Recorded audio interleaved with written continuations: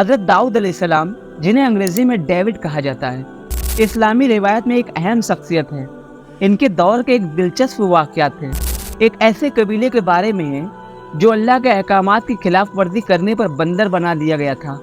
یہ کہانی قرآن پاک میں بیان کی گئی ہے اور یہ اس بات کی یادگار سبق فراہم کرتی ہے کہ اللہ کے احکامات کی نافرمانی کرنے کی سنگین نتیجے ہوتے ہیں۔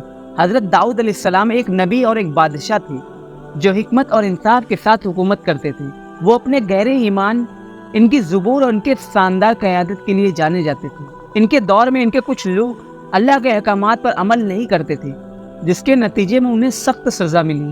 حضرت داؤد علیہ السلام کی قوم کے 70,000 آدمی اقبا کے پاس سمندر کے کنارے ایلا نام کے ایک گاؤں میں رہتے تھے، اور یہ لوگ بڑی شان شوکت سکون کی زندگی بسر کرتے تھے۔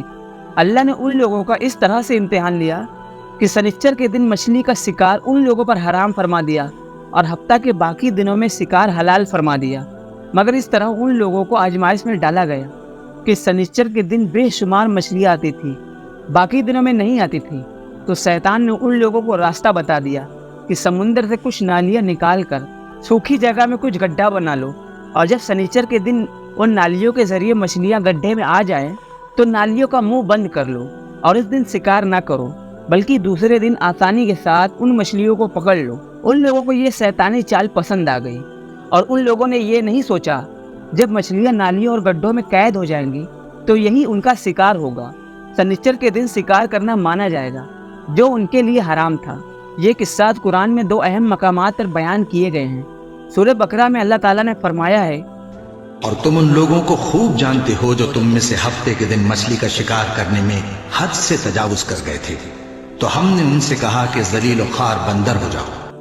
اور دوسری جگہ اللہ تعالیٰ نے سورہ الاعراف میں فرمایا، اور آپ ان لوگوں سے بستی کا حال پوچھیے جو سمندر کے کنارے آباد تھی۔ وہ ہفتہ کے دن میں اللہ کے حکم سے تجاوز کرنے لگے۔ جب ان کے ہفتہ کے دن ان کی مچھلیاں پانی کے اوپر ظاہر ہو کر آتی، اور جس دن ہفتہ نہ ہوتا تو ان کے پاس نہ آتی تھی۔ اس طرح ہم انہیں نافرمانی کے باعث آزماتے تھے۔ اور جب ان میں سے ایک گروہ نے کہا، تم ان میں سے ایسے لوگوں کو کیوں نصیحت کرتے ہو جنہیں اللہ ہلاک کرنے والا ہے، انہیں سخت سزا دینے والا ہے، تو انہوں نے کہا، یہ نصیحت اس لیے ہے کہ تمہارے رب کے حضور معذرت پیش کر سکیں، اور عجب نہیں کہ وہ ڈر جائیں۔ پھر جب وہ نصیحت کو بھول گئے جو انہیں یاد دلائی گئی تھی، تو ہم نے ان لوگوں کو بچا لیا جو برائی سے منع کرتے تھے، اور ہم نے ان لوگوں کو پکڑ لیا جو ظالم تھے۔ انہیں ہم نے سخت عذاب میں مبتلا کر دیا اس نافرمانی کے باعث جو وہ کیا کرتے تھے۔ پھر جب وہ سرکشی کرنے لگے اس بات میں جسے انہیں منع کیا گیا تھا، تو ہم نے ان سے کہا، ذلیل و خوار بندر بن جاؤ۔ اس موقع پر ان لوگوں کے 3 گروہ ہو گئے۔ کچھ لوگ ایسے تھے جو شکار کے اس شیطانی طریقے سے منع کرتے رہے اور ناراض ہو گئے، اور وہ لوگ شکار نہیں کیے، اور کچھ لوگ اس کام کو دل سے برا جان کر خاموش رہے، بلکہ منع کرنے والوں سے کہتے تھے، تم لوگ ایسی قوم کو کیوں نصیحت کرتے ہو جن کو اللہ عذاب دینے والا ہے۔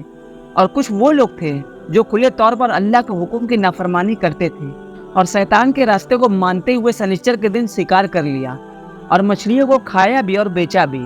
جب نافرمانوں نے منع کرنے کے باوجود شکار کر لیا تو منع کرنے والے گروہ نے کہا، اب ہم ان گناہگاروں سے کوئی میل جول نہیں رکھیں گے۔ تو ان لوگوں کا گاؤں کا بٹوارا کر دیا گیا، درمیان میں دیوار بنا لی، اور وہاں پہ آنے جانے والوں کے لیے ایک راستہ بنا لیا۔ داؤد علیہ السلام نے غصہ ہو کر شکار کرنے والوں پر لعنت کر دی۔ اس کا اثر یہ ہوا کہ ایک دن اس میں سے کوئی باہر نہیں نکلا، تو انہیں دیکھنے کے لیے کچھ لوگ دیوار چڑھ گئے، تو کیا دیکھتے ہیں کہ سب کی شکل بندروں کی طرح ہو گئی۔ اب لوگ ان بزرگوں کا دروازہ کھول کر اندر داخل ہوئے، تو وہ بندر اپنے رشتہ داروں کو پہچانتے تھے، اور ان کے پاس آ کر ان کے کپڑوں کو سونگتے تھے اور زور زور سے روتے تھے۔ لیکن وہ لوگ بندر بن جانے والے لوگوں کو نہیں پہچانتے تھے۔ تو سوال یہ ہے، وہ بندر یا ان کی نسل آج بھی زندہ ہے؟ اس کا جواب یہ ہے کہ وہ صرف 3 دن تک ہی زندہ رہے۔ اس بیچ میں نہ کچھ کھا سکے نہ پی سکے، بلکہ یوں ہی بھوکے پیاسے سب کے سب مر گئے۔ شکار کرنے سے منع کرنے والا گروہ زندہ و سلامت رہا۔ باقی دل سے برا جاننے والے لوگوں کے بارے میں 2 قول ہیں۔ ایک یہ ہے کہ وہ بھی ان کے ساتھ بندر بنا دیے گئے، جبکہ دوسرا یہ کہ ان کو بچا لیا گیا۔ اس طرح حضرت داؤد علیہ السلام کے دور کے واقعات ہمیں سکھاتے ہیں ایمانداری اور اللہ کے احکامات کی پابندی ہی ایک سچا راستہ ہے۔ دوستو، آج کی اس ویڈیو کو ہم یہیں پر ختم کرتے ہیں۔ اگر ویڈیو آپ کو پسند آئی تو ویڈیو کو لائک کر دیجئے اور آپ کی کیا رائے ہے کمنٹ کر کے ضرور بتائیں۔ اگر آپ چینل پہ پہلی بار آئے ہیں تو چینل کو سبسکرائب کر لیجئے۔ ملتے ہیں کسی نئے ویڈیو میں، تب تک کے لیے السلام علیکم، خدا حافظ۔